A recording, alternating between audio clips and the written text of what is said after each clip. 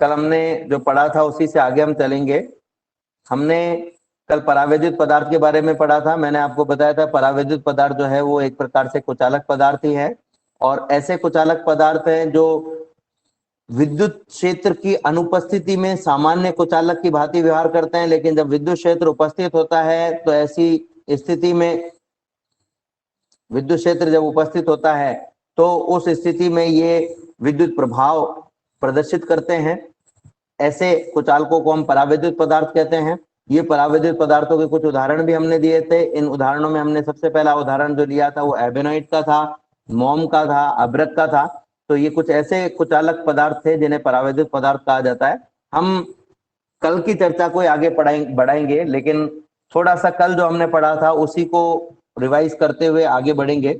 मैंने आपको बताया था कि किसी भी पदार्थ के लिए अगर हम कहें कि उसमें एक धनावेश है और एक ऋणावेश है, तो धनावेश और ऋणावेश की मध्य की जो दूरी है अगर मैं उसको 2a कहूं और धनावेश और ऋणावेश का मान बराबर हो, यानी परिमाण बराबर हो, इनके बीच की दूरी बहुत कम हो, तो इसे एक विद्युत द्विध्रुव कहा जा सकता है। तो विद्युत द्विध्रुव की परिभाषा कुछ हमने इस प्रकार से कही थी कि किसी भी निकाय में यदि दो समान परिमाण परंतु विपरीत प्रकृति के आवेश एक दूसरे से अल्प दूरी पर हों तो इसे विद्युत द्विध्रुव कहा जाता है।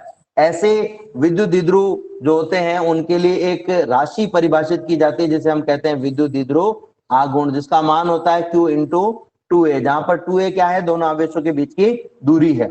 यदि किसी पदार्थ में किसी अणु में धनावेश और ऋणावेश का केंद्र एक ही हो तो 2a का मान 0 हो जाएगा, और ऐसी स्थिति में उसके लिए विद्युत द्विध्रुव आघूर्ण का मान 0 हो जाएगा।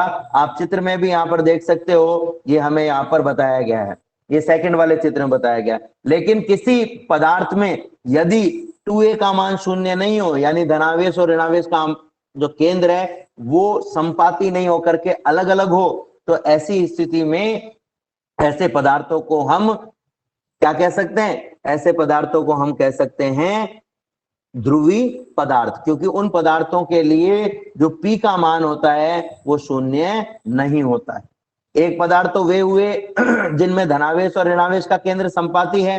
धनावेश और ऋणावेश का केंद्र संपाती है तो ऐसी स्थिति में हम कहेंगे धनावेश और ऋणावेश के बीच की जो दूरी है 2a, उसका जो मान है वो 0 हो जाएगा, और 2a का मान 0 हो जाएगा तो हमने जो समीकरण पढ़ा था P का P बराबर Q इंटू 2a, उसमें जो 2a है उसका मान 0 हो जाएगा। 2a का मान 0 होते ही P का मान भी 0 हो जाएगा, यानी विद्युत द्विध्रुव आघूर्ण का मान 0 हो जाएगा। इसे हम कहेंगे अध्रुवी अणु।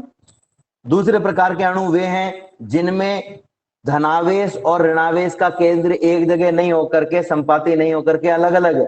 जब अलग अलग होगा तो ऐसी स्थिति में 2a का मान 0 नहीं होगा। 2a का मान 0 नहीं होगा तो P का मान भी 0 नहीं होगा। ऐसे पदार्थों को हम कहते हैं ध्रुवी अणु। ऐसे अणुओं को हम कहते हैं ध्रुवी अणु। तो ध्रुवी अणु और अध्रुवी अणु दो प्रकार के अणु हमने देखे।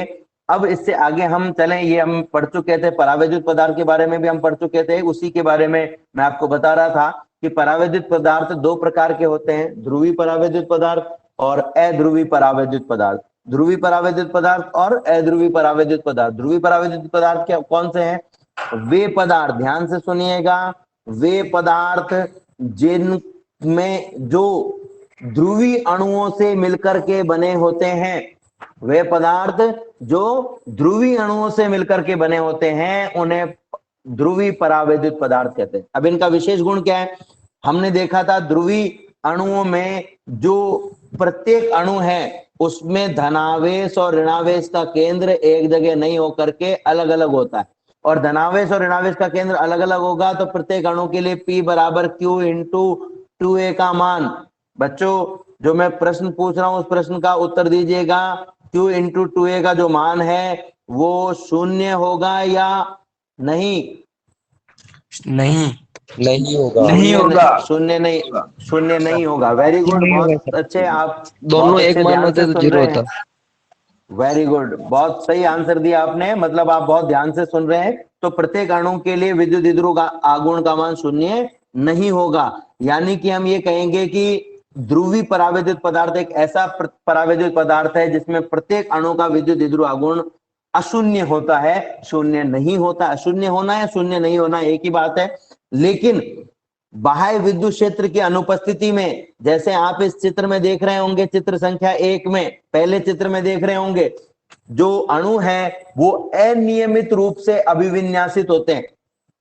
अनियमित रूप से अभिविन्यासित होते हैं। अनियमित रूप से अभिविन्यासित क्यों है? क्योंकि कोई भी बाह्य विद्युत क्षेत्र इन अणुओं पर, इन विद्युत द्विध्रुव पर किसी भी प्रकार का कोई बल और बल आघूर्ण आरोपित नहीं कर रहा है। कोई भी बल और बल आघूर्ण आरोपित नहीं कर रहा है, इसलिए अनियमित रूप से अभिविन्यासित है। प्रत्येक अणु का, ध्यान से सुनिएगा, प्रत्येक अणु के वैद्युत द्विध्रुव आघूर्ण की दिशा सदैव माइनस से प्लस आवेश की ओर होती है। माइनस से प्लस आवेश की ओर होती है। यानी किसी के वैद्युत द्विध्रुव आघूर्ण की दिशा इस तरफ है तो किसी के वैद्युत द्विध्रुव आघूर्ण की दिशा इस तरफ है, तो किसी के वैद्युत द्विध्रुव आघूर्ण की दिशा इस तरफ है, तो किसी के वैद्युत द्विध्रुव आघूर्ण की दिशा इस तरफ है। यदि इन सभी वैद्युत द्विध्रुव आघूर्णों के घटक ज्ञात किए जाएं तो कुछ वैद्युत द्विध्रुव आघूर्ण के क्षैतिज घटक दाईं ओर प्राप्त होंगे तो कुछ के बाईं ओर प्राप्त होंगे। इसी प्रकार से कुछ के उधर घटक ऊपर की ओर प्राप्त होंगे तो कुछ के उधर घटक नीचे की ओर प्राप्त होंगे। हम कह सकते हैं कि दाईं ओर के घटकों को बाईं ओर के घटक निरस्त कर देते हैं, और इसी प्रकार से ऊपर की ओर जो घटक है उनको नीचे की ओर के जो घटक है वो निरस्त कर देते हैं। या हम ये कहें कि ये अनियमित रूप से अभिविन्यासित हैं, इसलिए ये एक दूसरे के वैद्युत द्विध्रुव आघूर्ण को निरस्त कर देते हैं, और ऐसी स्थिति में जो कुल विद्युत द्विध्रुव आघूर्ण है वो शून्य हो जाता है। देखो, शून्य होने के दो तरीके। मान लीजिए आपकी कक्षा में 10 बच्चे हैं और 10 बच्चे जो है वो कोई काम करने गए, उनकी आय शून्य दो तरीके से हो सकती है। नंबर 1 कि 10 बच्चे कुछ नहीं कमा करके लाए, यानी उनकी आय सबकी 0 0 0 0 0 हो, और दूसरा कुछ की आय पॉजिटिव हो, धनात्मक हो, और कुछ की आय ऋणात्मक हो, यानी कुछ को तो लाभ और कुछ को हानि हो जाए। तो ऐसी स्थिति में ये संभावना है कि जब कुछ को लाभ होगा और कुछ को हानि होगी, तो जो टोटल अगर हम निकालेंगे तो उसका मान जो होगा वो या तो शून्य आएगा या शून्य के आसपास आएगा।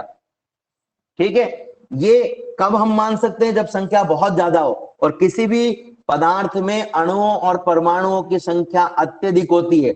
हमने ये देखा था कि हाइड्रोजन के 1 मोल में 6 × 10⁻23 अणु होते हैं। 6 × 10⁻23 जो अपने आप में एक बहुत बड़ी संख्या है। यानी बहुत बड़ी संख्या में हम ये मान सकते हैं कि सभी अणु एक दूसरे के वैद्युत द्विध्रुव आघूर्णों को निरस्त कर देते हैं। ऐसे पदार्थ जो हैं वो ध्रुवी परावैद्युत पदार्थ कहलाते हैं। अब दूसरे प्रकार के जो पदार्थ है वो हैं अध्रुवी परावैद्युत पदार्थ। अध्रुवी परावैद्युत पदार्थ कौन से हैं? वे परावैद्युत पदार्थ जो अध्रुवी अणुओं से मिलकर के बने होते हैं, उन्हें अध्रुवी परावैद्युत पदार्थ कहते हैं। अध्रुवी अणुओं से मिलकर के बने हुए हों, ऐसे परावैद्युत पदार्थ जो अध्रुवी अणुओं से मिलकर बने हों, उन्हें अध्रुवी परावैद्युत पदार्थ कहते हैं। अब इनकी खास बात क्या है? अध्रुवी अणु की खास बात है कि अध्रुवी अणु का विद्युत द्विध्रुव आघूर्ण शून्य होता है। तो अध्रुवी परावैद्युत पदार्थ वे पदार्थ होंगे जिसमें प्रत्येक अध्रुवी अणु का विद्युत द्विध्रुव आघूर्ण शून्य होता है, और जब प्रत्येक का शून्य होगा तो बाह्य विद्युत क्षेत्र की अनुपस्थिति में, मैं जो अभी बात कर रहा हूं वो है बाह्य विद्युत क्षेत्र की अनुपस्थिति में, बाह्य विद्युत क्षेत्र की अनुपस्थिति में जो नेट विद्युत द्विध्रुव आघूर्ण है वो कितना होगा बच्चों? शून्य। वेरी गुड, वो भी शून्य होगा। जब प्रत्येक के पास में, प्रत्येक का विद्युत द्विध्रुव आघूर्ण शून्य है, तो बाह्य विद्युत क्षेत्र की अनुपस्थिति में जो नेट है यानी कुल है विद्युत द्विध्रुव आघूर्ण वो भी शून्य ही होगा। तो इस प्रकार से दो प्रकार के परावैद्युत पदार्थ हमने देखे। अब आप सोच रहे होंगे जब इनका वैद्युत द्विध्रुव आघूर्ण ही शून्य है तो फिर ये क्या काम आते हैं, आप ये तो हमें समझाएं। तो देखो, जब भी विद्युत द्विध्रुव आघूर्ण शून्य है, मैं इसमें एक खास बात आपको बताने वाला हूं। जैसे ही इन पर विद्युत क्षेत्र आरोपित किया जाएगा तो क्या होगा? सबसे पहले हम पढ़ेंगे ध्रुवी परावैद्युत पदार्थों में। जैसे मान लीजिए कि मैंने इस दिशा में एक विद्युत क्षेत्र आरोपित कर दिया, ठीक है ना, ये इस दिशा में एक विद्युत क्षेत्र आरोपित कर दिया और ये एक परावैद्युत पदार्थ रखा हुआ था। 1 मिनट के लिए मान लो इसमें एक ही अध्रुवीय अणु, सॉरी एक ही ध्रुवीय अणु है। अब ध्रुवीय अणु है तो धनावेश और ऋणावेश के केंद्र संपाती तो नहीं होंगे, अलग अलग होंगे। तो मान लेते हैं हम थोड़ी सी देर के लिए ये ऋणावेश है, ये धनावेश है, ठीक है।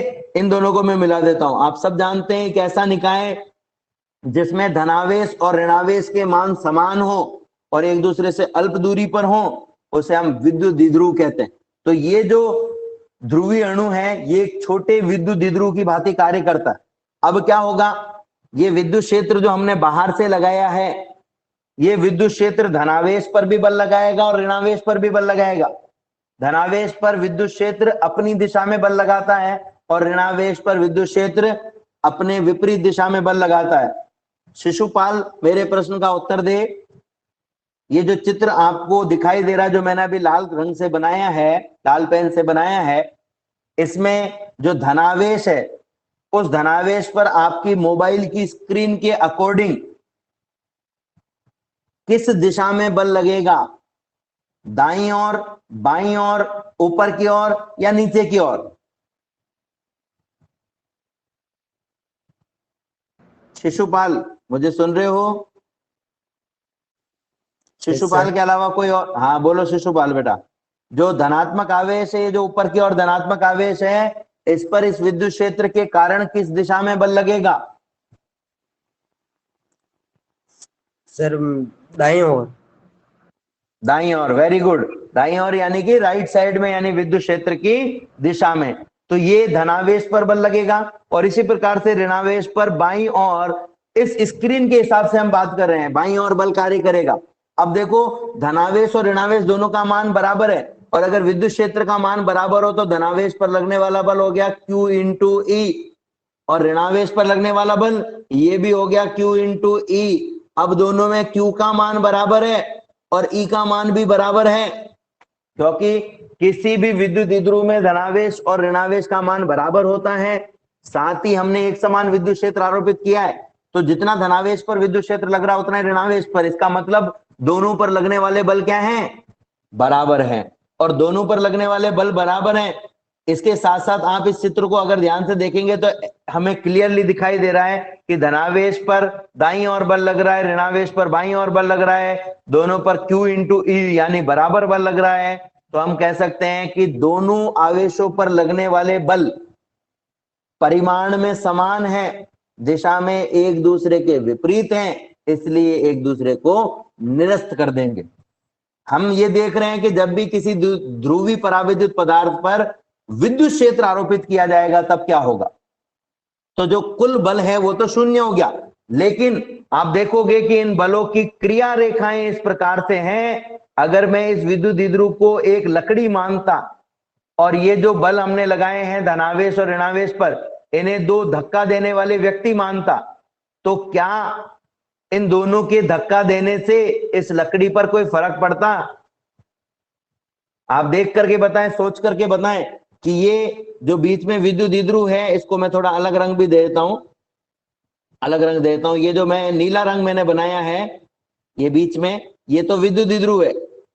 ये विद्युत द्विध्रुव को कोई व्यक्ति धक्का दे रहा है राइट साइड में, ऊपर के सिरे को तो राइट साइड में धक्का दिया जा रहा है और नीचे वाले सिरे को लेफ्ट साइड में धक्का दिया जा रहा है। ऊपर के सिरे को बाईं ओर और नीचे वाले सिरे को दाईं, मैं उल्टा बोल दिया, ऊपर के सिरे को दाईं ओर, नीचे वाले सिरे को बाईं ओर धक्का दिया जा रहा है। इस लकड़ी पर क्या प्रभाव प्रेक्षित होगा? आप अपने अनुभव के आधार पर मुझे बताएं, एकार्थ पारीख बताएगा इसका आंसर। सर ये जो लकड़ी है बिल्कुल मध्य में हो जाएगी, 0 डिग्री हो जाएगी। 0 डिग्री हो जाएगी, लेकिन 0 डिग्री होने के लिए क्या ये लकड़ी खिसकेगी अपनी जगह से, यहां आ जाएगी, या फिर ये लकड़ी घूमेगी, घूम करके आएगी? नहीं सर, घूम कर ही आएगी ये। वेरी गुड, बहुत अच्छे। ये आपने, मैंने पहले पढ़ाया हुआ भी है आपको, मैं सिर्फ आपका टेस्ट लेना चाह रहा था कि आप लोगों को याद है या नहीं है। जब भी किसी विद्युत द्विध्रुव को, ध्यान से सुनिएगा, जब भी किसी विद्युत द्विध्रुव को बाह्य विद्युत क्षेत्र में रखा जाता है तो उस पर एक बल आघूर्ण कार्य करता है, और उस बल आघूर्ण के कारण वो विद्युत द्विध्रुव तब तक घूर्णन करता है जब तक कि वो विद्युत क्षेत्र के साथ संरेखित नहीं हो जाए। तो ये जो बाह्य विद्युत क्षेत्र है वो क्या करेगा, इसको घुमाएगा और घुमा करके ऐसे ले आएगा, अपनी दिशा में संरेखित कर देगा इस दिशा में।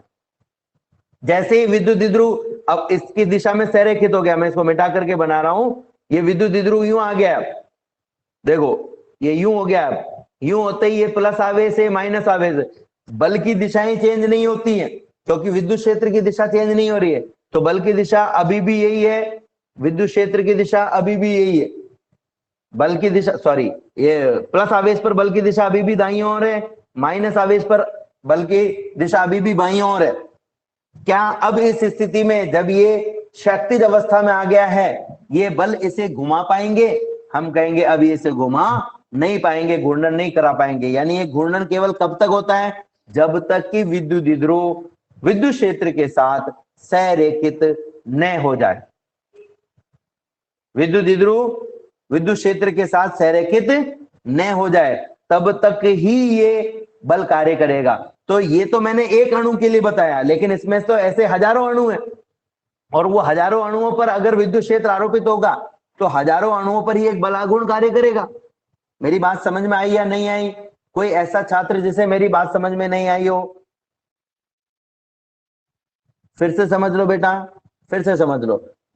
ये जो पहला चित्र आप देख रहे हो, इसमें बहुत सारे अणु हैं। मैं इसमें से केवल एक अणु की चर्चा कर रहा हूं अभी। ये एक अणु है जिस पर ये प्लस आवेश है, ये माइनस आवेश है, ठीक है। इस पर एक विद्युत क्षेत्र कार्य कर रहा है जो इस दिशा में है।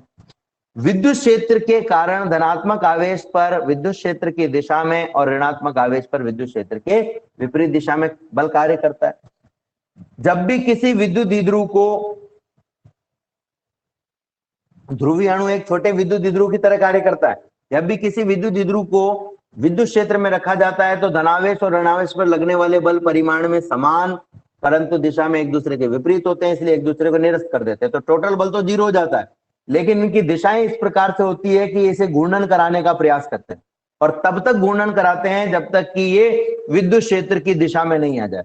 ऐसे नहीं हो जाए प्लस आवेश इधर माइनस आवेश इधर, इस प्रकार से। मैं इसको उसी कलर से वापस बना देता हूं तो थोड़ा सा समझने में आसानी रहेगी।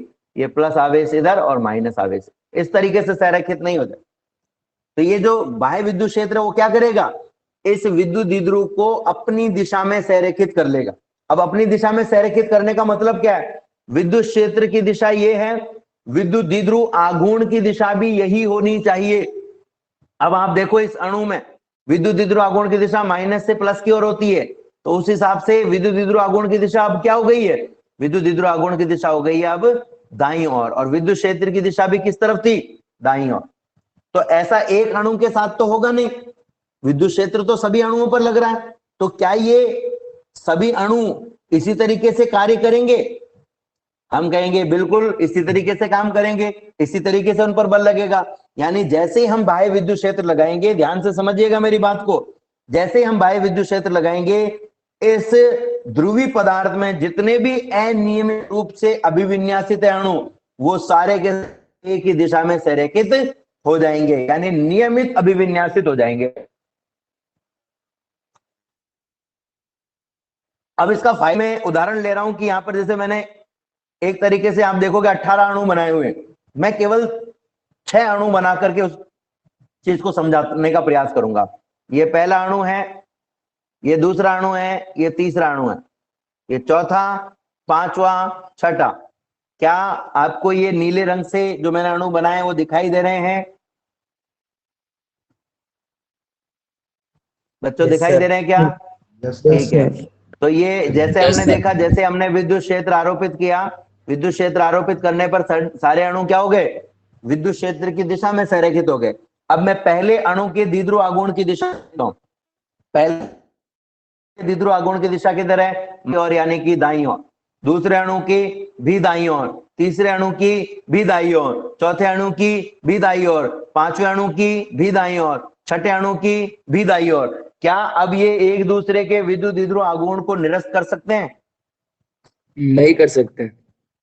यानी कि हम क्या कहेंगे कि जैसे ही बाह्य विद्युत क्षेत्र आरोपित कर दिया, जो विद्युत द्विध्रुव आघूर्ण अनियमित रूप से अभिविन्यासित अणुओं के कारण निरस्त हो रहे थे, अब वो निरस्त नहीं होंगे, यानी इसमें एक नेट विद्युत द्विध्रुव आघूर्ण उत्पन्न हो जाएगा। पहले नेट विद्युत द्विध्रुव आघूर्ण शून्य था, अब क्या हो गया है, अशून्य हो गया। देखो इसको मैंने यहां साइड में लिखा, बनाया हुआ भी है कि जब विद्युत क्षेत्र 0 है तो विद्युत द्विध्रुव आघूर्ण भी 0 है। जैसे विद्युत क्षेत्र आरोपित किया नॉन जीरो, अशून्य, विद्युत द्विध्रुव आघूर्ण भी उत्पन्न हो गया। ठीक है, समझ में आया कि नहीं आया कि कैसे विद्युत द्विध्रुव आघूर्ण उत्पन्न हुआ है? आ गया सर। कोई ऐसा छात्र जिसको नहीं समझ में आया हो? कोई भी ऐसा छात्र जिसको नहीं समझ में आया हो बोल दे, फिर हम आगे बढ़ेंगे। अच्छा, ये तो बात थी कि जब हमने किसी ध्रुवीय अणु को विद्युत क्षेत्र में रखा। अब आपका प्रश्न दिमाग में चल रहा होगा, क्या अध्रुवीय अणु को विद्युत क्षेत्र में रखने पर भी यही होगा? तो देख लेते हैं। ये एक अध्रुवीय अणु है, ये एक अध्रुवीय अणु है, ये इसका धनावेश है और ये इसका ऋणावेश है, दोनों का केंद्र एक ही है और ये विद्युत क्षेत्र की दिशा है। ठीक है,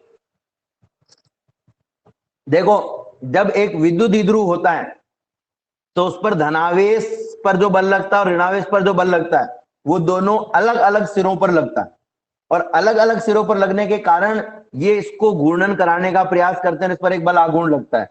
लेकिन यहां तो धनावेश और ऋणावेश एक ही जगह है, तो क्या ये जो बल है वो अलग अलग सिरों पर लग पाएंगे? तो हम कहेंगे नहीं। अब क्या होगा, अब भी धनावेश और ऋणावेश पर बल तो लगेगा, विद्युत क्षेत्र की दिशा में धनावेश पर विद्युत क्षेत्र की दिशा में बल लगेगा और ऋणावेश पर विद्युत क्षेत्र के विपरीत दिशा में। विष्णु जाट अपने माइक को ऑन कर लो, विष्णु जाट अपने माइक को ऑन कर लो।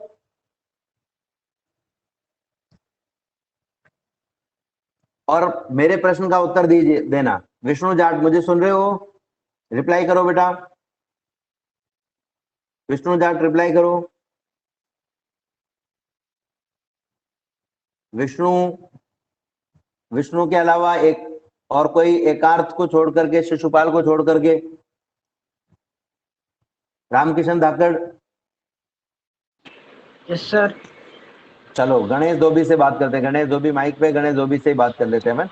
गणेश मुझे ये बताओ बेटा, ये विद्युत क्षेत्र जो है तुम चित्र में देख रहे होंगे जो मैंने अभी नीले रंग से बनाया है, ये विद्युत क्षेत्र दाईं ओर कार्य कर रहा है, धनावेश पर किस दिशा में बल कार्य करेगा? धनावेश पर भी से दाईं ओर ही करेगा। वेरी गुड, धनावेश पर ही दाईं ओर करेगा और ऋणावेश पर सर बाईं ओर। वेरी गुड, बहुत अच्छे, बहुत सही आंसर आपने दिया है। अब माइक ऑफ कर लें। जो अध्रुवीय पदार्थ है में, अब माइक ऑफ कर लें बच्चों, एक बार माइक ऑफ कर लें आप। गणेश माइक ऑफ कर लो बेटा, गणेश धोबी माइक ऑफ करो, गणेश धोबी अपना माइक ऑफ कर लो बेटा। सर कर दिया बाहर सर। आना पड़ेगा, माइक ये आवाज आ रही है लेकिन तुम्हारे वहां से। Sir Rahul Teli Rahul Teli mic off करो, राहुल तेली माइक ऑफ करो अपना। जिन भी बच्चों ने माइक ऑन किया हुआ है वो माइक ऑफ कर लें, जिन भी बच्चों ने माइक ऑन किया हुआ है वो माइक ऑफ कर लें। मुझे पीडीएफ से बाहर जाना पड़ेगा आपका माइक ऑफ करने के लिए, समय बेकार जाएगा उसमें।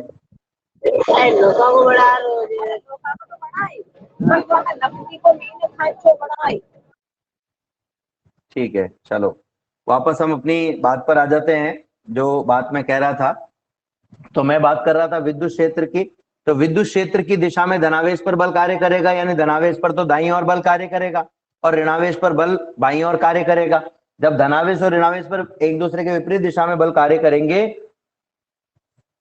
तो आप एक इमेजिन करो कि आपके पास में दो वस्तुएं हैं ए और बी, जो एक टेबल पे एक ही जगह रखी हुई है, ऊपर नीचे रखी हुई है।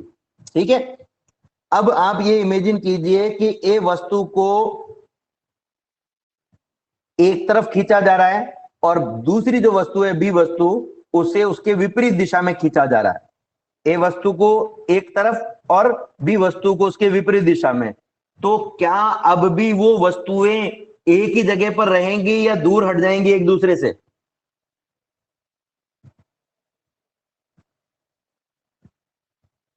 आंसर दें। आपके माइक ऑन कर दिए मैंने वापस से, कोई भी एक आंसर दे। दूर हट जाएगी। हाँ आदित्य, दूर हट जाएंगे। आदित्य ने बिल्कुल सही आंसर दिया, दूर हट जाएंगे। बस वही कॉन्सेप्ट अपन यहां पर भी काम में लेंगे। जैसे विद्युत क्षेत्र आरोपित किया जाएगा, विद्युत क्षेत्र आरोपित करने पर जो धनावेश है उस पर दाईं ओर बल कार्य करेगा इस चित्र के अकॉर्डिंग, और ऋणावेश पर उसके विपरीत दिशा में बल कार्य करेगा यानी बाईं ओर, और इससे धनावेश और ऋणावेश एक दूसरे से दूर हट जाएंगे।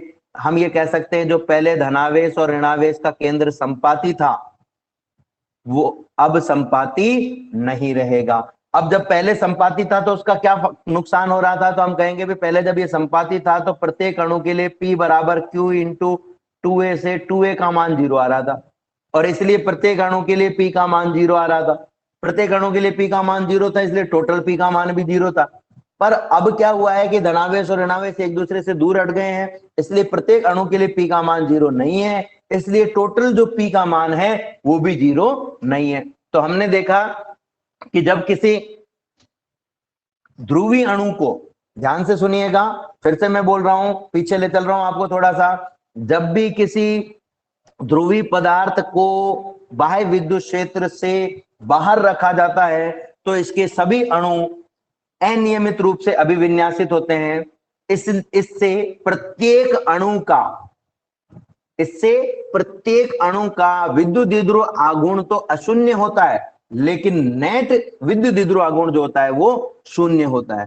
जब किसी ध्रुवीय परावैद्युत पदार्थ को विद्युत क्षेत्र में रखा जाता है तो ध्रुवीय परावैद्युत पदार्थ का प्रत्येक अणु एक छोटे विद्युत द्विध्रुव की तरह कार्य करता है।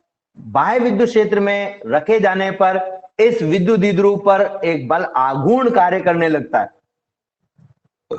और इस बल आघूर्ण के कारण प्रत्येक ध्रुवीय पदार्थ या प्रत्येक छोटा विद्युत द्विध्रुव विद्युत क्षेत्र की दिशा में संरेखित हो जाता है। सभी अणुओं के विद्युत क्षेत्र की दिशा में संरेखित हो जाने के कारण इनका जो नेट विद्युत द्विध्रुव आघूर्ण है वो अब जुड़ जाता है और अशून्य हो जाता है। तो हम ये कह सकते हैं कि विद्युत क्षेत्र आरोपित करने पर ध्रुवीय परावैद्युत पदार्थों में एक विद्युत द्विध्रुव आघूर्ण उत्पन्न हो जाता है। विद्युत क्षेत्र की अनुपस्थिति में 0 था, विद्युत क्षेत्र लगाने पर 0 से नॉन जीरो यानी अशून्य हो गया। ठीक है। अब दूसरी चीज जो हमने बात की उन अणुओं की जिन अणुओं में धनावेश और ऋणावेश का केंद्र संपाती था यानी अध्रुवीय अणु, तो अध्रुवीय अणुओं में प्रत्येक अणु का विद्युत द्विध्रुव आघूर्ण शून्य होता है, इसलिए कुल विद्युत द्विध्रुव आघूर्ण भी शून्य होता है। जैसे ही बाह्य विद्युत क्षेत्र आरोपित किया जाता है धनावेश और ऋणावेश पर क्रमशः बाह्य विद्युत क्षेत्र की दिशा और उसके विपरीत दिशा में, धनावेश पर बाह्य विद्युत क्षेत्र की दिशा में और ऋणावेश पर बाह्य विद्युत क्षेत्र के विपरीत दिशा में बल कार्य करने लगता है, जिससे धनावेश और ऋणावेश के केंद्र एक दूसरे से दूर हट जाते हैं। देखो ध्यान से समझ लेना, ये ध्रुवीय अणुओं में बल आघूर्ण के कारण सभी अणु एक दिशा में संरेखित होते हैं, जबकि अध्रुवीय अणुओं में दोनों धनावेश और ऋणावेश दोनों पर लगने वाले बल की वजह से इनके केंद्र एक दूसरे से दूर हट जाते हैं। वहां तो वो विद्युत क्षेत्र की दिशा में संरेखित हो रहे हैं और यहां पर इनके धनावेश और ऋणावेश के केंद्र एक दूसरे से दूर हटे हैं।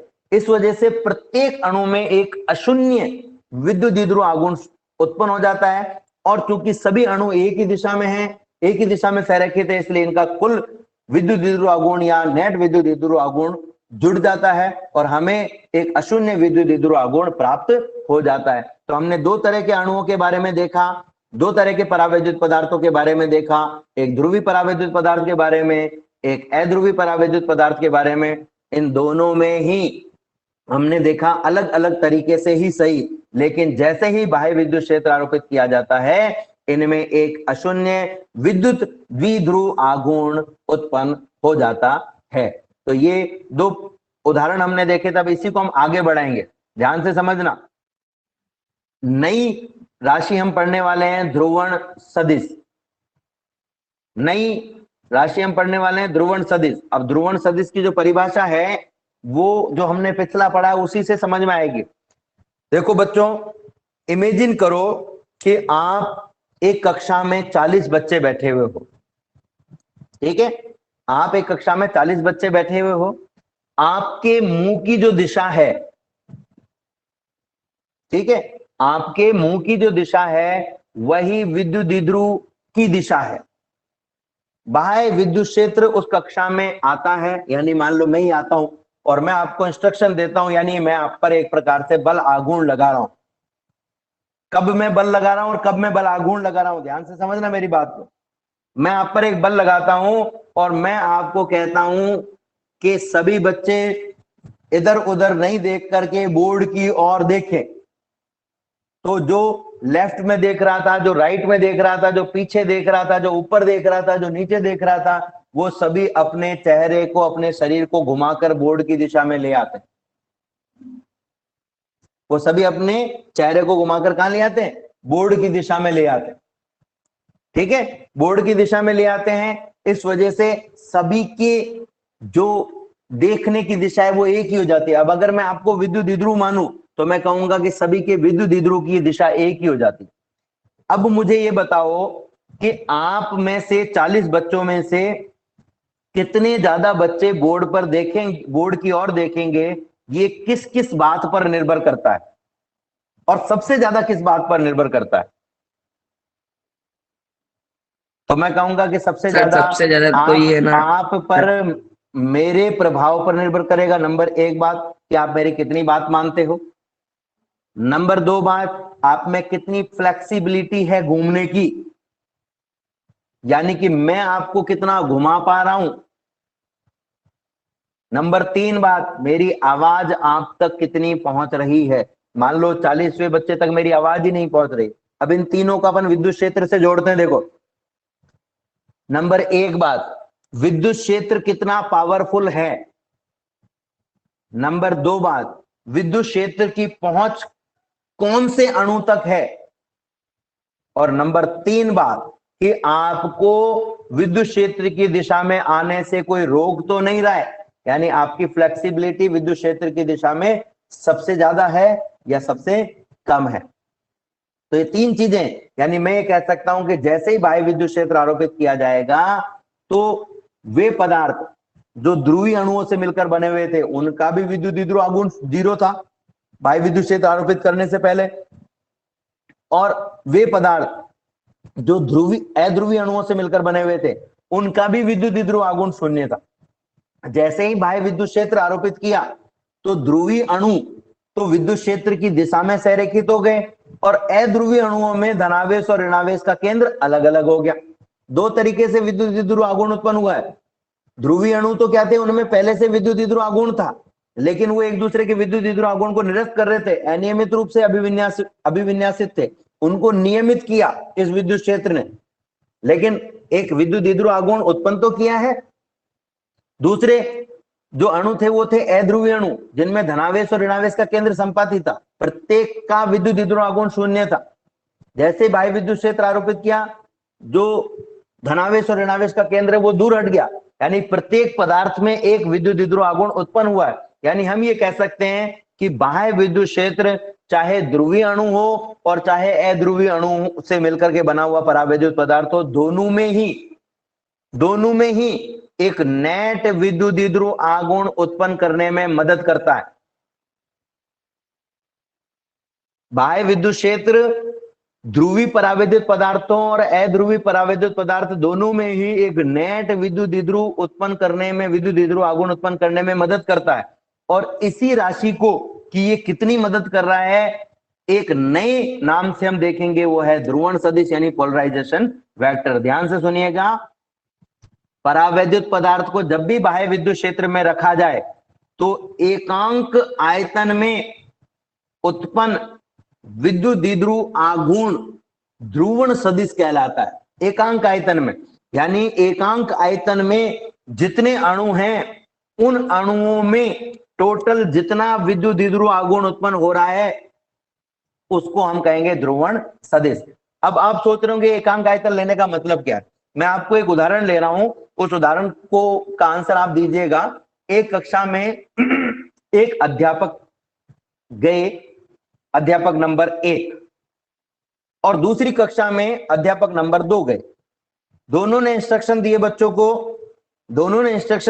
को कि बच्चों सभी बोर्ड की तरफ देखो। सभी बच्चे जो हैं अनियमित रूप से, कोई दाईं ओर देख रहा था, कोई बाईं ओर देख रहा था, कोई ऊपर देख रहा था, कोई नीचे, कोई पंखे की तरफ देख रहा था, कोई बातें कर रहा था। दोनों ने इंस्ट्रक्शन दिए कि सभी बच्चे बोर्ड की ओर देखें। ध्यान से सुनना मेरी बात को। अध्यापक नंबर 1 के बोलने पर 20 बच्चों ने बोर्ड की तरफ देखा और अध्यापक नंबर 2 के बोलने पर 30 बच्चों ने बोर्ड की तरफ देखा। बताओ कौन सा अध्यापक ज्यादा पावरफुल है? अध्यापक नंबर 2। नंबर 2। मुझे आपसे यही उम्मीद थी कि आप सब यही आंसर देंगे कि अध्यापक नंबर 2 जो है वो ज्यादा पावरफुल है। लेकिन आपकी जानकारी के लिए बता देता हूं मैं कि पहली कक्षा जिसमें अध्यापक नंबर 1 गया था उसमें 22 ही बच्चे थे, और दूसरी कक्षा जिसमें अध्यापक नंबर 2 गया था उसमें 100 बच्चे थे। अब बताओ कौन पावरफुल है? अध्यापक 1। अब आपका आंसर चेंज हो गया है। यानी हम ये कह सकते हैं कि केवल यही देखना, संपूर्ण व्याख्या करना नहीं है कि कितना वैद्युत आगुण उत्पन्न हुआ है, यह भी देखना पड़ेगा कि वो कितने आयतन में उत्पन्न हुआ है। समझे मेरी बात को? कि प्रभाव अगर आपको देखना है विद्युत क्षेत्र का, तो आपको ये तो देखना ही पड़ेगा कि टोटल कितना विद्युत आगुण उत्पन्न हुआ है, साथ में ये भी देखना पड़ेगा कि वो कितने आयतन में हुआ है। जैसे अध्यापक का प्रभाव देखने के लिए आपको ये तो देखना ही पड़ा कि कितने बच्चों ने बोर्ड की ओर देखा, साथ में ये भी देखना पड़ेगा कि कितने में से कितनों ने देखना पड़ा। तो इसलिए हमने एक नई राशि बताई है यहां पर, और वो नई राशि क्या है? ध्रुवण सदिश। तो ध्रुवण सदिश हम क्या कहेंगे? किसी पदार्थ के, ध्यान से सुनिएगा, किसी पदार्थ को, या हम कहें किसी परावैद्युत पदार्थ को बाह्य विद्युत क्षेत्र में रखने पर उस पदार्थ के एकांक आयतन में उत्पन्न कुल विद्युत आगुण को, नेट विद्युत आगुण को उस पदार्थ का ध्रुवण सदिश कहते हैं। ठीक है, तो ध्रुवण सदिश इसको अपन P से व्यक्त करते हैं। तो P बराबर हमारे पास में कितना हो गया? स्मॉल p, ये कैपिटल P से व्यक्त करते हैं इसको, स्मॉल p अपॉन v। यहां पर स्मॉल p क्या है? स्मॉल p विद्युत आगुण है। अब ध्यान से, एक और तरीके से मैं इसको समझा सकता हूं, एक और तरीके से हम इसको डिफाइन कर सकते हैं। हम क्या कहेंगे? एकांक आयतन में मान लो 50 अणु हैं, तो बाह्य विद्युत क्षेत्र लगाने पर उन 50 अणुओं में उत्पन्न विद्युत आगुण और उस आयतन का अनुपात जिसमें ये उपस्थित है, वे अणु जिनका विद्युत आगुण लिया जा रहा है यहां पर ऊपर, वो 2 है, 5 है, 10 है, 50 है, 100 है, 1000 है, जितने भी अणुओं का लिया गया है यहां पर टोटल, वो जितने आयतन में उपस्थित है उस आयतन का भाग अगर हम इसमें दे दें तो आपके पास में ध्रुवण सदिश आ जाएगा। तो हम वापस से परिभाषित कर सकते हैं इसको कि ध्रुवण सदिश क्या है? किसी पदार्थ के एकांक आयतन में उत्पन्न वैद्युत आगुण। ठीक है, अब देखो वैद्युत आगुण की परिभाषा हमने पढ़ी थी और उस परिभाषा को हम काम में लेंगे।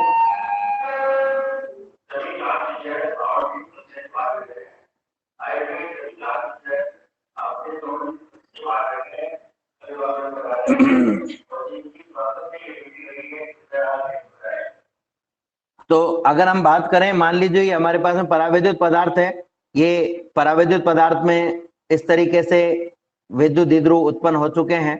ठीक है, ये माइनस प्लस, ये अणुओं को मैंने नहीं बनाया, केवल मैंने इनके प्रतीक बना दिए हैं, धनायन और ऋणायन के, और इसको मैंने एक विद्युत क्षेत्र में रख दिया है। ठीक है, ये विद्युत क्षेत्र में रख दिया, मैं थोड़ा सा इसको सही से बनाया हूं वरना साफ नहीं दिखेंगे। विद्युत क्षेत्र में रख दिया है, तो विद्युत क्षेत्र में रखने पर क्या होगा? विद्युत क्षेत्र में रखने पर सारे जो इस परावैद्युत पदार्थ के धनावेश है वो विद्युत क्षेत्र की दिशा में जमा हो जाएंगे और ऋणावेश विद्युत क्षेत्र के विपरीत दिशा में जमा हो जाएंगे। ठीक है, अब अगर मैं इसका वैद्युत आगुण निकालना चाहूं तो हम कहेंगे वैद्युत आगुण P बराबर क्या होगा? किसी भी एक आवेश का परिमाण ले लीजिए, धनावेश का या ऋणावेश का, दोनों में से किसी भी एक का परिमाण इनटू इन दोनों के बीच की दूरी। तो मुझे ये बताओ, इन दोनों के बीच की दूरी इस परावैद्युत पदार्थ जिस भी पात्र में रखा हुआ उसकी मोटाई के बराबर होगी या उससे ज्यादा या उससे कम होगी? डेफिनेटली उसकी मोटाई के बराबर होगी, तो हम इसको Q इंटू टी कह देते हैं। टी का मतलब क्या है, धनावेश और ऋणावेश के मध्य की दूरी है। तो विद्युत द्विध्रुव आघूर्ण का जो सूत्र है वो कितना हो जाएगा, P बराबर Q इंटू टी। ये हमने यहाँ पर रख दिया। अब अगर मैं यहाँ पर आयतन निकालना चाहूं तो आयतन का मान जो होता है वो होता है अनुप्रस्थ काट क्षेत्रफल इंटू टी। तो अगर ध्रुवण सदिश की परिभाषा से मैं इसका मान निकालना चाहूं तो ध्रुवण सदिश की परिभाषा थी के अनुसार ध्रुवण सदिश P बराबर हो जाएगा स्मॉल p का मान है Q into T upon A into T. ये T से T कट गया, क्या आ गया, Q अपॉन A। P का मान आपके पास में आ गया है Q अपॉन A, तो P बराबर Q अपॉन A। ये जो Q अपॉन A है, आप इसको ध्यान से देखेंगे तो ये आवेश बटा क्षेत्रफल है, और आवेश बटा क्षेत्रफल को अपन कहते हैं पृष्ठीय आवेश घनत्व। तो इसको Q अपॉन A को कहा जाता है सिग्मा P। सिग्मा P मतलब ये ध्रुवण की स्थिति, पोलराइजेशन की स्थिति में उत्पन्न पृष्ठीय आवेश घनत्व है। सिग्मा P का मतलब पोलराइजेशन है ध्रुवण की स्थिति में, या इसको प्रेरित विद्युत आवेश घनत्व भी कहा जाता है। ठीक है, एक और खास बात हमने देखी कि जितना ज्यादा विद्युत क्षेत्र हम आरोपित करते हैं उतना ही ज्यादा अणुओं में वैद्युत द्विध्रुव आघूर्ण उत्पन्न होता है, और अगर वैद्युत द्विध्रुव आघूर्ण P का मान बढ़ेगा तो ध्रुवण सदिश कैपिटल P का मान भी बढ़ेगा। यानी हम ये कह सकते हैं कि capital P is proportional to बाह्य विद्युत क्षेत्र E। इस प्रोपोर्शनलिटी को हटाने के लिए एक स्थिरांक काम में लिया जाता है, वो स्थिरांक है एप्सिलॉन नॉट इंटू काई। कई जगह पर ओनली काई भी काम में ले लिया जाता है, ओनली काई भी काम में ले लिया जाता है।